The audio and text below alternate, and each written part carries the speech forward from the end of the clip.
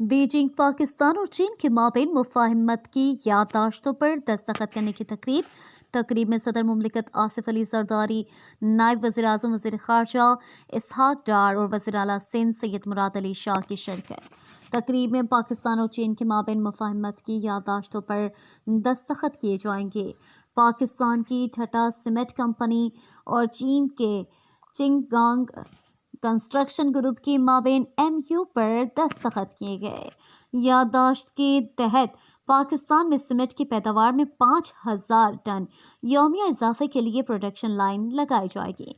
सिंध के महकमा तवानाई और चीन की मंगयांग काबिल तजदीद तवानाई कंपनी के माबैन मुफाहमत की याददाश्त पर दस्तखत किए।